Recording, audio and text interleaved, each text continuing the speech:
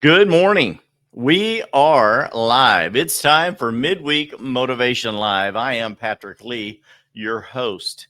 We're going to have an interesting topic today. Going to be talking about some highlights from the Republican National Convention and interesting things that we have heard. There's been a huge, amazing, tragic, and also uh, hard to say.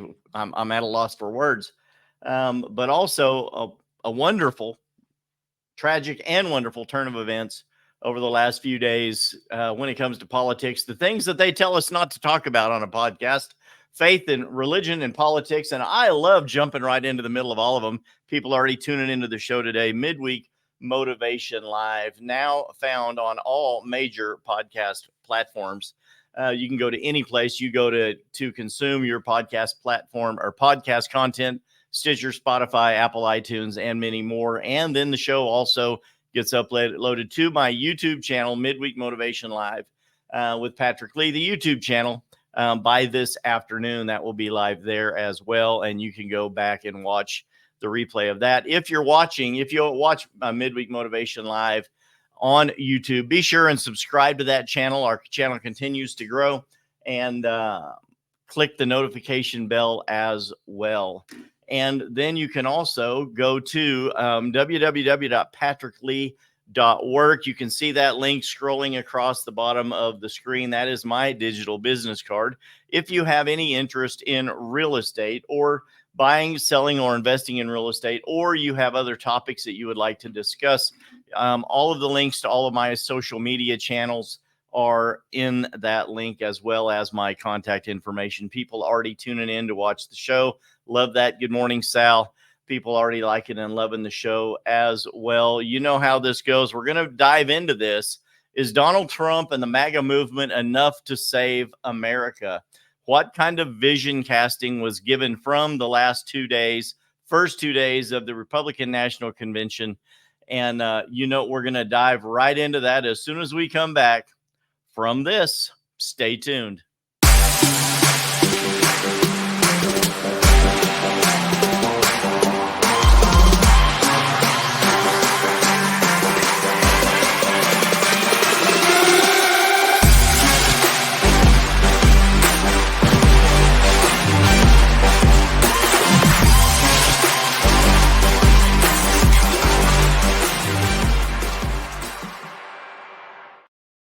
And we are back. I hope every one of you are doing well today. And I know that I am. We've been through a strange few days lately in public events. We're going to talk about that a little bit. But today, welcome to Midweek Motivation Live. Today, we're going to be talking about America's future. In this podcast, I want to delve into the visions laid out at the 2024 Republican National Convention the first couple of days. Many of you have been watching that. Some of you have not. I know that we are all busy. And many years, I do not watch a lot of the national conventions for either party.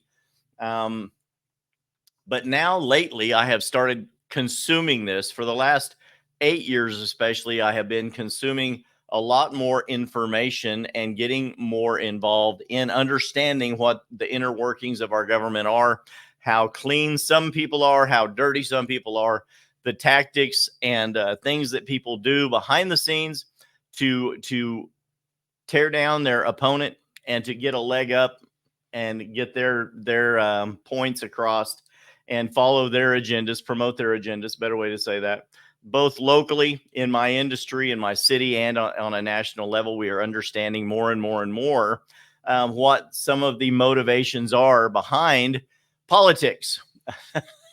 And if you break that word down, poly means many and ticks are blood-sucking bugs. So if you want to jokingly refer to politicians as that, they're a blood-sucking tick. I hate that, but it's hilarious. Kind of true, right? So over the next topics we're going to talk about here, I've got 10 key points, vision casting from the first 2 days of the Republican National Convention. All of this happening just 3 days after an assassination attempt on Donald J. Trump at a rally in Butler, Pennsylvania. A young man was able to climb onto the roof of a building, had a ladder, had a semi-automatic rifle, and in full view of snipers and police and everyone else, was able to get some shots popped off, trying to assassinate Donald Trump at this rally.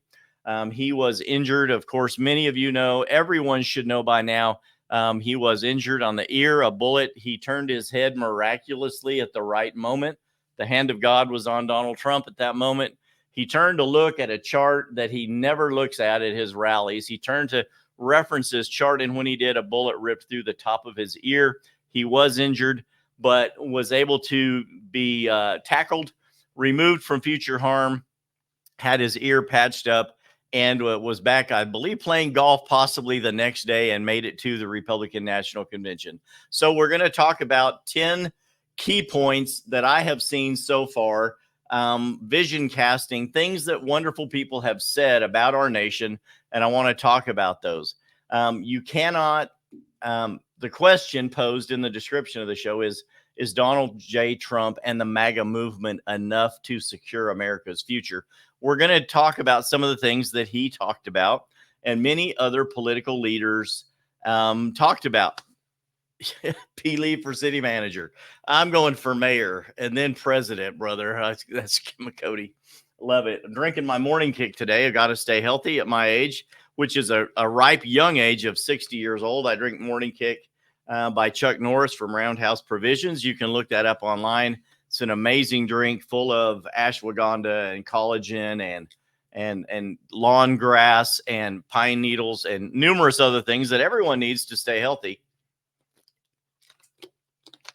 Morning kick every morning, and then a great cup of black coffee in my Fire Slice brick oven pizzeria coffee cup. Best pizza in town. I'll be there today after the show. But jumping into this, vision casting. I want to talk about vision casting. There are 10 major points that I came across that were visions cast at the Republican National Convention. We've had everybody from governors, lieutenant governors, to union spokespeople, and many other lawmakers that have spoken at the Republican. Hey, Martin, good to see you watching the show. Love that, brother. Many other people that have spoken at the convention so far, including the amazing speeches by Donald J. Trump, Sarah Huckabee Sanders, Kristi Noemi, Vivek Ramaswamy, you name it, Ron DeSantis. There have been so many people that have come out and given these speeches. We're going to have a quote from probably Donald J. Trump and possibly a quote from each one of those speakers for each one of these topics. I've got 10 vision points I want to get across to you today in the amount of time that we have. So we are going to go kind of fast, and you can be the judge of whether you think these things resonate with you or not, and whether you believe that the vision that the MAGA movement or the Republicans have for America's future is insightful enough to you, is strong enough for you, and is what is going to be needed for you to vote Republican in this coming election. I want to go over these key points from the first 2 days, along with insights from these influential voices who shared them. Let's get started with vision point number 1, and that is economic revival. This first topic is economic revival. This vision was prominently featured, of course, by former President Donald J. Trump, who emphasized reversing Bidenomics, which is, we have not even affectionately started calling the state of our current economy. It's not affectionate at all when we reference Bidenomics, because so many things have gone wrong that were supposedly supposed to go right by this current president that we have. And it's just not. It's sort of been a crap show, and I'm just going to speak my mind today as I go through my points. But this is my mind. You guys know that I have a lean to the right. I love Jesus. I love my country. I am a patriot. And I do not believe that the country's been headed in the right direction for the last 4 years. As a matter of fact, I think it's been a crap show. And we've got to do some things to change that. But we're going to talk about the vision. Many people say that Republicans talk. They talk all the time about what they're against, but they never say what they're for. And while I may have even said that in the past, I may have even believed that to a degree. It's been hard to pick out what the Republican Party actually stands for over the last few years. And that may have been part of the reason that there's been some dissension in the Republican Party, and with many people that support Trump, people that don't support Trump, people that support other people. But one of the things that I noticed was a recurring theme throughout these first 2 days, but there was a whole lot of calls for unity, and there was a much greater sense of unity at the convention so far than I have seen in the past. Donald J. Trump says that Bidenomics has not fostered a thriving economy. It has not restored real wages for Americans. As a matter of fact, it has gone exactly opposite of that. The American worker needs to be able to, or have the opportunity to make more money. But aside from making more money, we have got to get the prices of goods and services down, because once you charge a price for something, once you tax something, once people are willing to pay something one time, they can become willing to pay for that consistently throughout the future, right? And we don't need to continue to let these things grow. We've got to get the cost of a lot of these goods and services down, so the money that we do currently make it goes a lot farther, right? There's more month at the end of the money for a lot of people, and we've got to get it to flip that. We need more money at the end of the month. People need to be able to start saving and investing for their future again like they used to. So we heard from Donald J. Trump about that incredible speech he gave about that, and talked about reversing Bidenomics. We also heard from Larry Kudlow, the former director of the National Economic Council. He discussed economic policies, focusing on growth and then deregulation. We have so many regulations in place right now on everything that people do. It's ridiculous. People's hands are tied when it comes out to making more money. Hey, Pete, good to see you. Good morning. Also watching the show today. Trump said, under my administration, and I will not impersonate him, under my administration, we slashed regulations, we reduced taxes, and we renegotiated trade deals to create a fairer playing field for American industry and workers. That's true. He also said we need to get back to those policies to revive our economy. He imposed incredible tariffs on China. We do remember that. He got us out of a lot of economic deals with other nations, with the United Nations, things that we are just billions of dollars that we're giving to other nations that did not support our interests. He got us out of those things. And now he has also claimed that one of the first things he will do to help all of the food service workers is removing the taxes on tips, which is widely popular. The governor or lieutenant governor of Nevada, of course, lauded that decision, of course, since we have Las Vegas and so many people that work for tips there. Taxing of tips would be going away under the new Trump administration. So he also said we need to get back to those policies to revive our economy. He highlighted the economic boom during his previous term, attributing it to his America First economic policies, which we did experience. He criticized the current administration's approach, arguing that it led to inflation and economic stagnation. We all know that the price of bread and eggs in America and gasoline is higher than it has ever been. Even under previous Democratic administrations, they go through the roof. The cost of everything goes super high. We do understand that when Republicans are in power, they may not agree on everything. They may not get as many things done for us as we want, but we do have cheaper prices for gasoline, for fuel, for diesel, for groceries. Those prices are less regulated and the price comes down. We did experience that under Trump and his previous administration. Larry Kudlow said, we need policies that encourage growth and remove the bureaucratic red tape that stifles innovation. Only then can we see a return to the unprecedented economic growth we had before.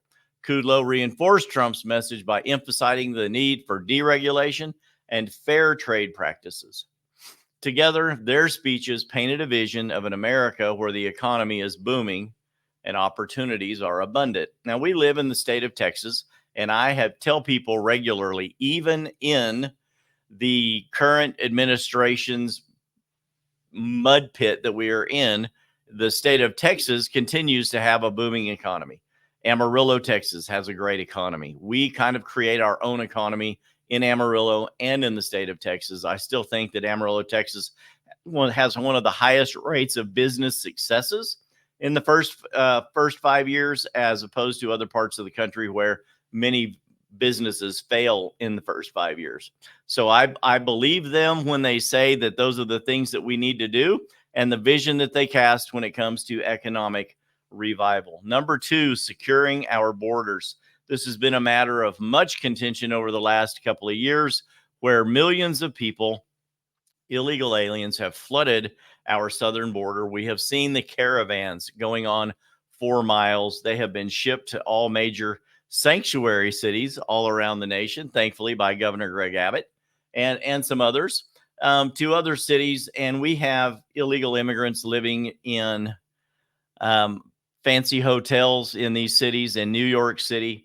And there are people that are being kicked out of other places where they live to make room for illegal aliens. We have veterans sleeping on the streets while illegal aliens are being put up and fed and paid for in luxury hotels.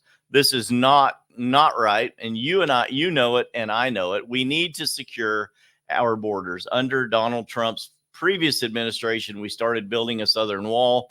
We have continued to make progress on that, and Governor Greg Abbott has continued to build that across the Texas border to some degree, and we are happy about that. But many of the things that we see in the news are not always true, and many people have gone to the southern border all along from California to Texas and have shown some of the truth about what they want you to see, where we are building the wall, but then maybe 100 yards away, there's still a caravan of illegals coming across the border. Vivek Ramaswamy said in his speech, I went back and rewatched that even today. Vivek Ramaswamy he is a child of legal immigrants. And he says one of the worst things we can do as a nation is turn around and give all of the benefits that we currently do have in America to people who broke the law first to get here. Those people need to be returned to their country of origin. If they want to come to America, they need to come here the right way. And then all of the benefits afforded to immigrants in America will be available to them. So we need to talk about this. Trump, along with Texas Governor Greg Abbott, laid out a comprehensive plan at the convention to seal the border, stop illegal immigration, and carry out a large-scale deportation operation, much to the roar of applause from the crowd. There are people that don't agree with this. I am friends with people that don't agree with this, but we have got to get that border under control. We need to seal the border and stop the migrant invasion. Our sovereignty and safety depend on it, Trump said. Trump's rhetoric, his speech, focused on national security and the perceived threats posed by illegal immigration. Governor Abbott also added state-level perspectives on enhancing border security. Greg Abbott said, Texas has taken significant steps to secure our borders, but we need federal support to make a real impact. Together, we can protect our communities and uphold the rule of law. Both speakers, Trump and Abbott, stressed the importance of federal and state collaboration to effectively manage and secure the borders, ensuring the safety and security of American citizens. Vision point number 3, public safety. Trump said, we must stand with our law enforcement and put an end to the senseless crime spree that plagues our cities. Public safety was a major theme on the second day discussed by Donald Trump and former acting Attorney General Matthew Whitaker.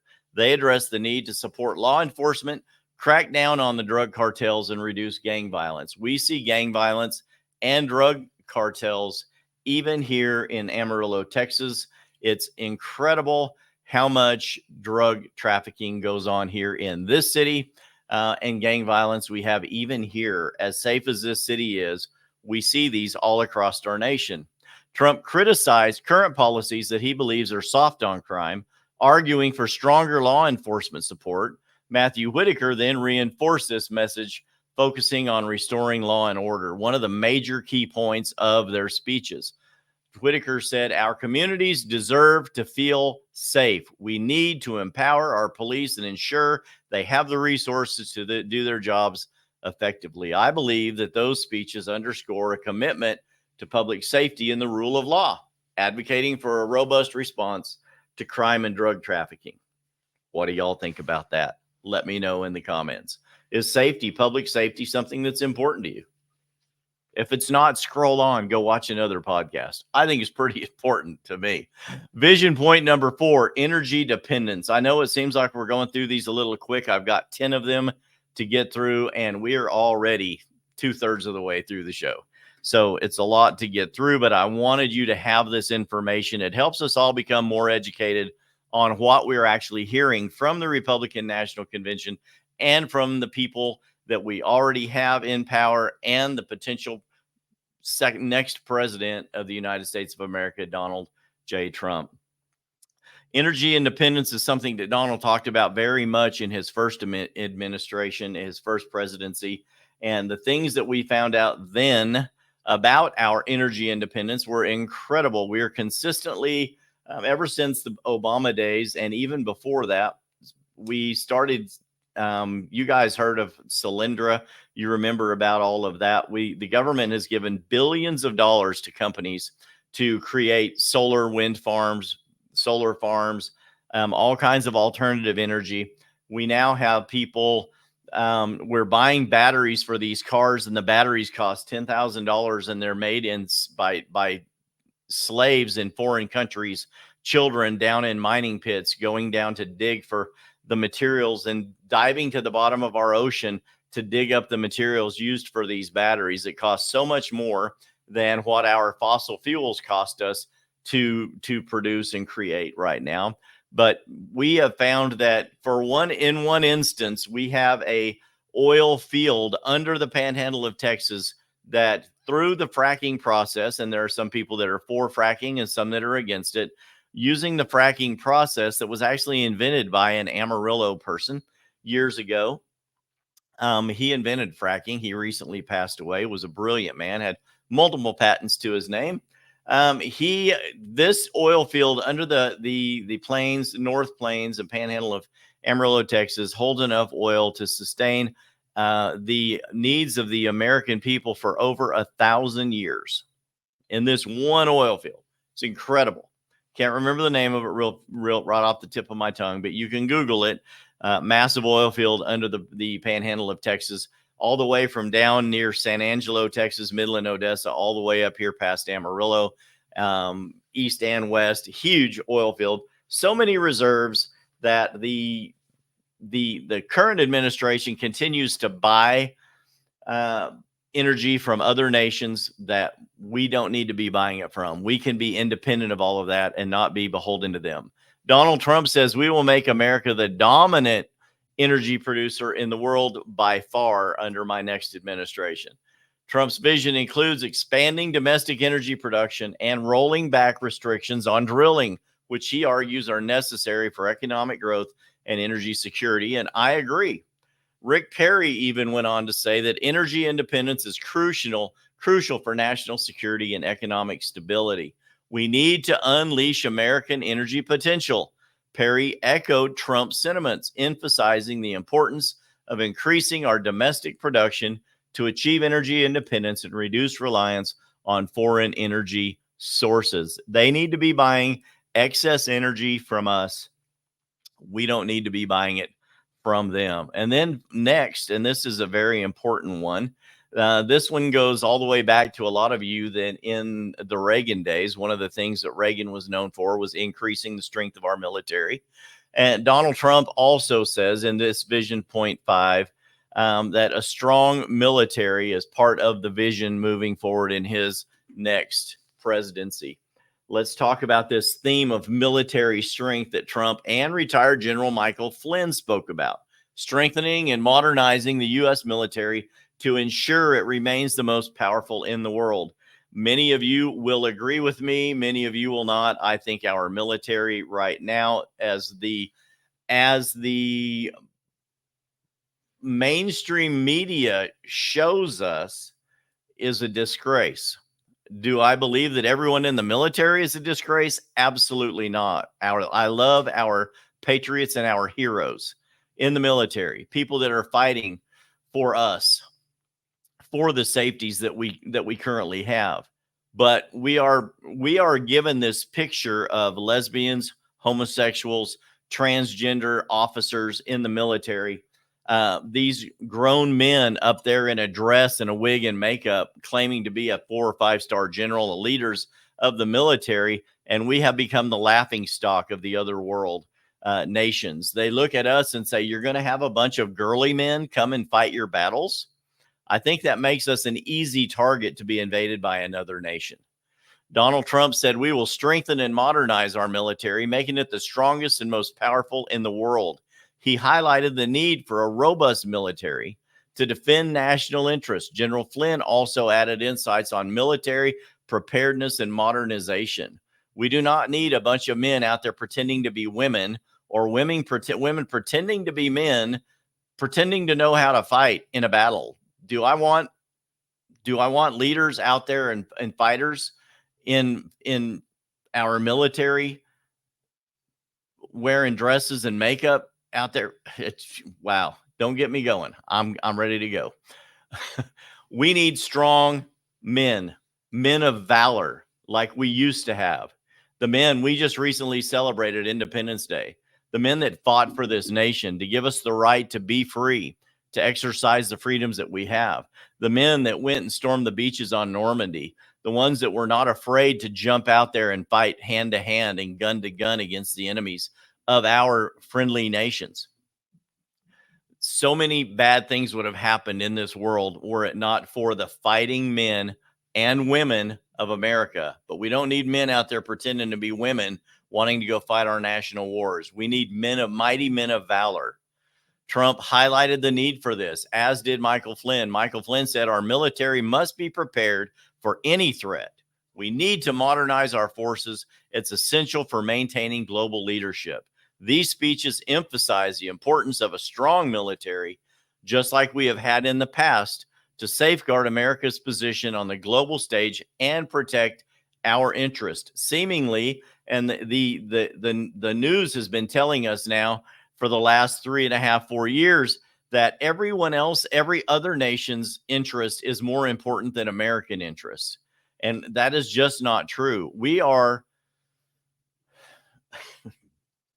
I'm a patriot. American interest. I live in America. I don't live in England. I don't live in Britain. I don't live in Australia. I don't live in the Ukraine. And I certainly don't live in the Middle East. I live in America. Our money, our military, and our resources need to be spent on American interests, not everyone else's before us. Do we have a surplus? Look at our national debt. You tell me if we have a surplus. Our current administration just approved another $90.5 billion to be sent overseas, claiming that it will boost up Israel and the Ukraine to boost up Israel. Good morning, Lisa. Good to see you watching again, too. I'm on a roll today. So point number 6, judicial integrity. Amen.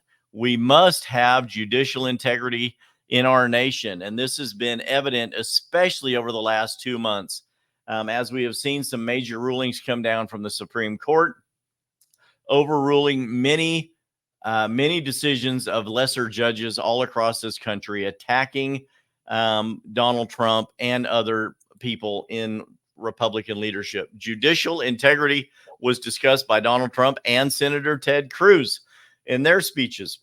They focused on ending this weaponization of government institutions and restoring fairness and integrity in the justice system. Donald Trump said, "We must end the weaponization of government against the American people."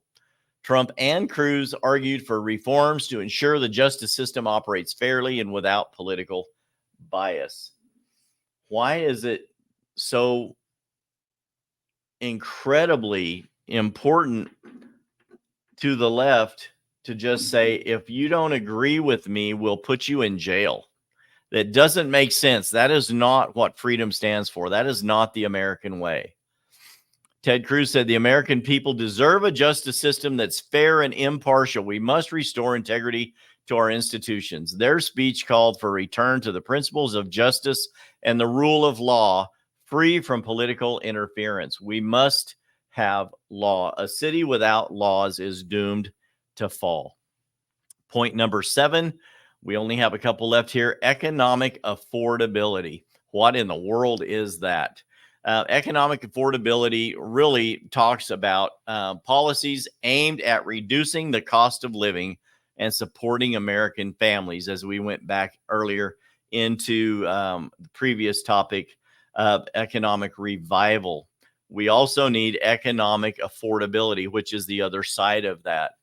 Donald Trump said, we will combat inflation and make everyday life more affordable for Americans while we secure the economic income, the financial income of our people. We must also reduce the cost of everything that the American people pay for. So there is more money at the end of the month, right? We have to combat inflation. We have to get these prices down.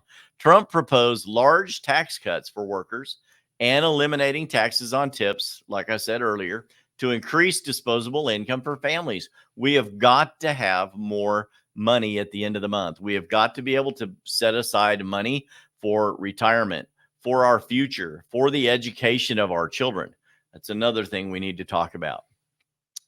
Tim Scott went on to reiterate the things that Trump said by saying in his speech, supporting American families is key to our nation's prosperity. We need policies that reduce the cost of living and help families thrive.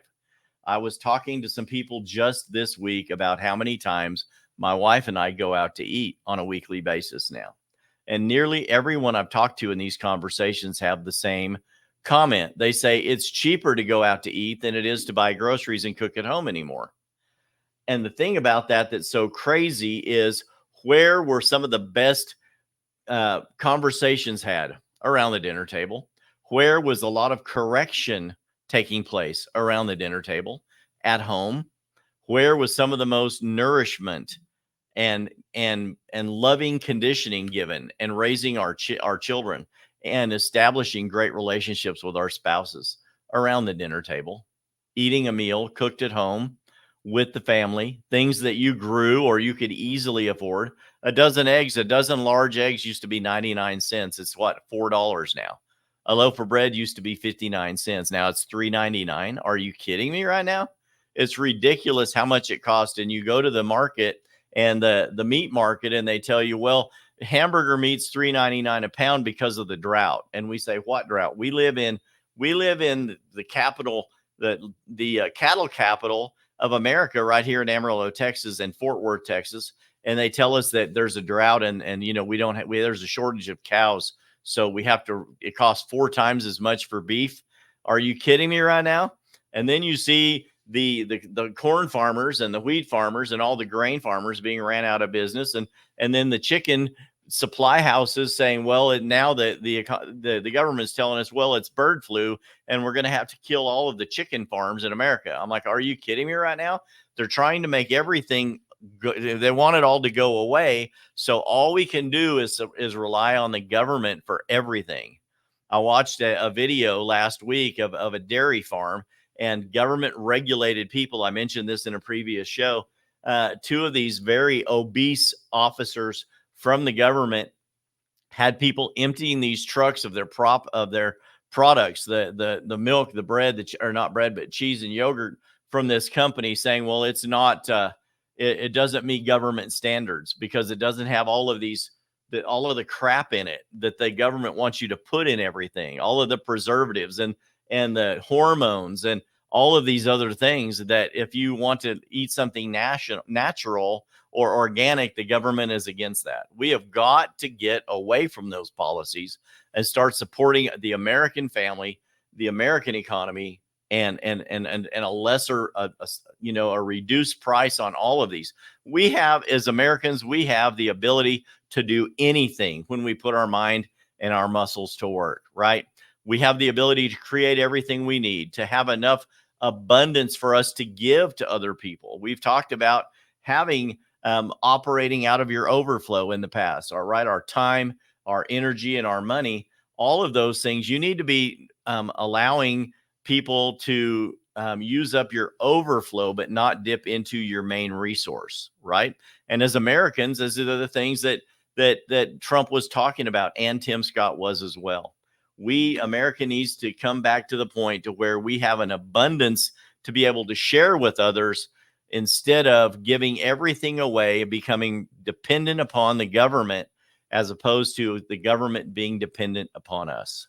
Their speeches highlighted the need for economic policies that support the family and make life more affordable. Hope I'm not boring y'all. This is a lot of information to get out. Vision point number 8, national security. I talked about this in a couple of clips ago, but this is a little bit different from military strength. This is national security. This one focuses on what Donald Trump said: we will build a missile defense shield and take steps to prevent global conflicts. Under the Reagan years, I believe it was, we created the Iron Dome and provided that to the nation of Israel. And over the last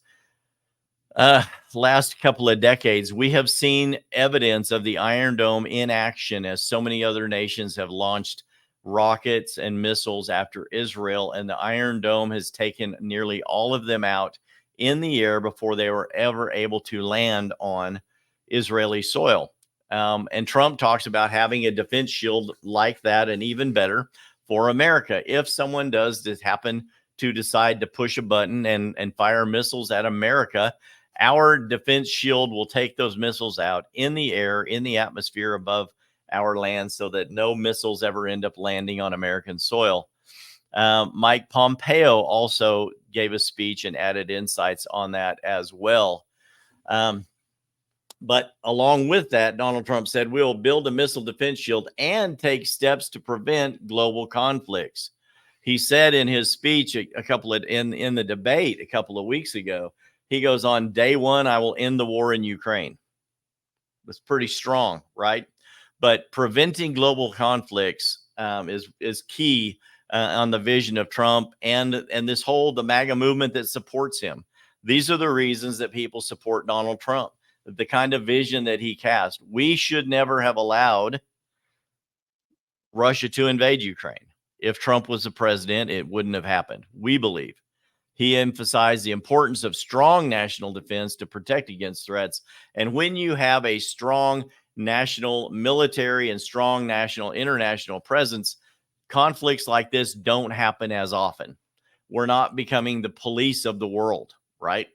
Trump emphasized the importance of this strong national defense. Mike Pompeo added insights on an international strategy moving forward. He said, we must strengthen our alliances and ensure as America is secure from global threats. These speeches highlighted a very comprehensive vision approach to national security, combining military strength with strategic international partnerships, such as the ones we used to have under previous administrations. Vision point number 9, we only have 2 left to go: revitalizing our cities. In this point, I want to discuss revitalizing cities, a point outlined by Donald Trump and South Dakota Governor Kristi Noem. They spoke about efforts to rebuild and rejuvenate American cities. Donald Trump said, and I quote, we will rebuild our cities, making them safe, clean, and vibrant hubs of activity. He focused on initiatives to improve urban infrastructure and safety. Kristi Noem then went on and discussed supporting local businesses and community development. She said, revitalizing our cities is essential for creating opportunities and improving quality of life for all Americans, not just the few. Many of you know and can point out neighborhoods in our own town and then cities all across America that have been literally destroyed by current policies. They've turned into crime-laden streets, shootings, gun crime, drugs, prostitution, Many of our liberal states have turned into cesspools of drug abuse. It's crazy how bad it has gone. We have got to improve the infrastructure in our cities and get these cities back on rising, developing plans to move forward. It's essential to create opportunities, improve quality of life. These speeches emphasized a vision of thriving urban centers with strong communities and vibrant economies. Now, some of this may seem like it's pie in the sky. Don't get me wrong. We can become skeptical when we hear the vision being cast. But how many of you know what the Bible says? Where there is no vision, people perish. It also says, write the vision plain that people may read, they may run who read it. If you don't have a vision, I guarantee you nothing will get done, and we will sink into anarchy. The people with the military might or the armed might or all of the money will end up controlling everything if we don't have vision and strong leadership to help people come forward into success. Okay. And then finally, last point, American exceptionalism, point number 10. And there have been a couple of presidents in the past that have come out publicly and said, I don't believe America is exceptional. How would that stick in your craw? I know it didn't stick very good in mine. American exceptionalism used to be the pride of the American patriot. Our nation was an exceptional nation. We did the best of any other nation in the world. We are the most desirable nation to go to, and we still are. But this final point talks about it, American exceptionalism. Donald Trump and Senator Josh Hawley reaffirmed the values of freedom, patriotism, and national pride. They emphasized the need to protect our constitutional rights and the history of America. Donald Trump himself said, we must protect our constitutional rights and celebrate our national heritage. Trump and Hawley both spoke about the importance of preserving American values and our history for future generations. I watched a video this morning on the difference between homeschool children and public school system children, and it was a scene from a movie, and the father is talking to his ex-wife and calls his two sons into the room and asks them about the Bill of Rights, and neither one of them at 13 and 14 years old, I think they were, had any idea what the Bill of Rights was. And he called in his 8-year-old daughter that he was raising by himself and asked her about the Bill of Rights. And this little girl went on and on and on, talking about government issues and what the Bill of Rights was. So many of our younger generation are not taught anything about American exceptionalism. They are taught to become a part of the mindless mass. You cannot be separate. You are not supposed to be any better than anyone else. You're all supposed to be this pulsating mass of similarity. And that is not what America was founded on. It's not who we are as a people. We are exceptional. We are individuals operating as a whole, but every one of us has the right to be as exceptional and amazing and intelligent as we can be. That's what America was founded on. Josh Hawley said, protecting our heritage and educating our youth about American values is crucial for our future. And I would agree. Do you? These speeches called for a renewed focus on American exceptionalism, what that is, and the principles that define a nation under that kind of leadership. We've had 10 points, 10 value points spoken of in the first 2 days alone of the Republican National Convention.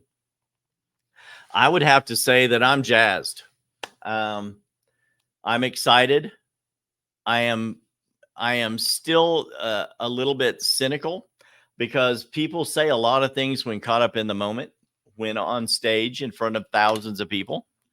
But I would have to say that I have a renewed sense of faith that this time the Republican National Convention was not just a bunch of politicians talking about how bad the Democrats are.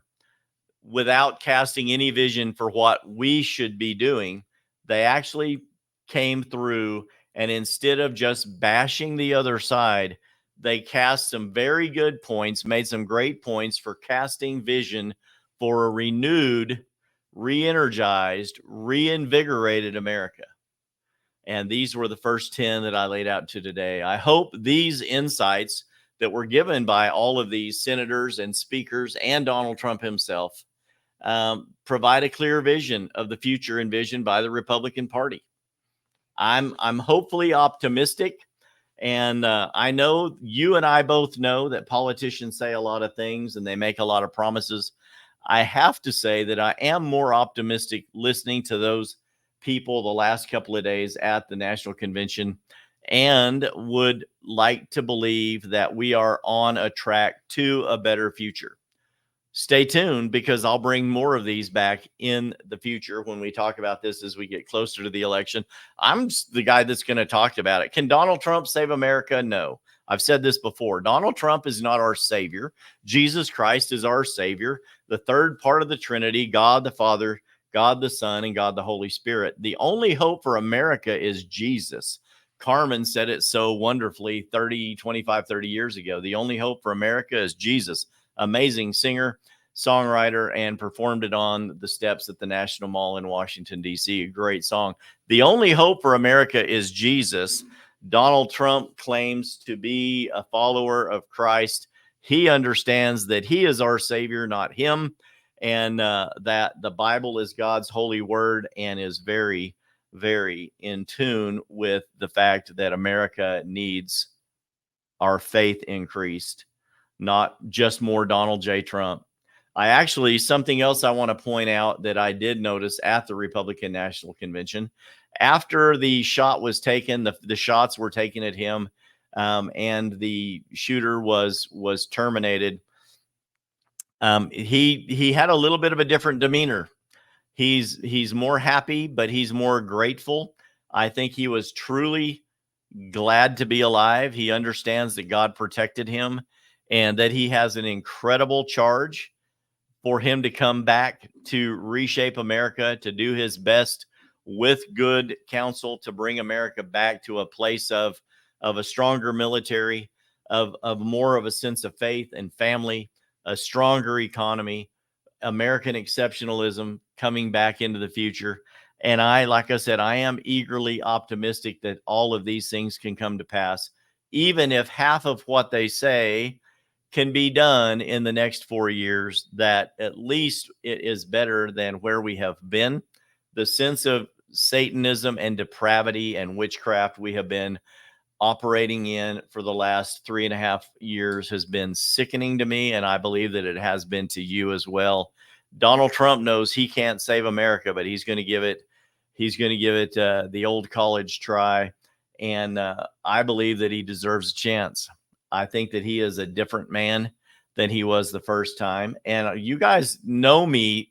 Many of you don't that watch the show, but those of you that do know, I have said this before. I like Trump because I think he's the electable choice, and he is not a politician, but he has lived alongside all of the politicians and the movie stars and the millionaires and billionaires for generations, for decades, and he understands how they work. So he probably has one of the best mindsets and sense of dogged determination that we need to move forward as a nation. So I am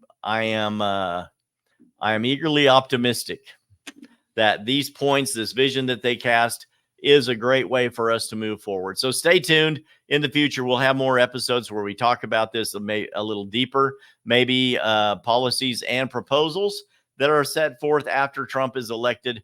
But I have, like I said, an eager optimism for America's future after watching the Republican National Convention for the last couple of days. I hope some of this has helped you as well. Maybe you didn't have an opportunity to watch any of the National Convention yet, but this would give you some insight into what was said and the spirit of the convention. I believe that a great sense of unity is being set forth, and I'm happy for that. You guys, Courage begins at the edge of your comfort zone, right? Talking about politics can make people a little bit uncomfortable. Based on all of the events that have happened over the last couple of weeks, the attempted assassination of our president, Donald Trump, I believe that right now, each and every one of us have a charge that I will send you going forward, that we do not allow people to trash Trump in our presence. That if someone has the audacity to say something like Jack Black's partner did at that concert, that they hope the next time someone takes a shot at Trump, they don't miss. These things are reprehensible. They should never be allowed to be said in my presence or in your presence. Get a little courageous, right? It may be uncomfortable for you to stand up for right, but you need to stand up for right. Speak up in conversations where someone is trashing the conservatives, where someone is trashing Christ or trashing Christians. You need to speak up for who you are. Stick to your beliefs. And only as a nation that rises up and we stand strong for Christ, for conservatism, for our patriotism, for our rights as American people, only by doing that will we see a successful way forward in America. Until next time, this has been Patrick Lee with Midweek Motivation Live. I love you. I gotta go. Bye-bye.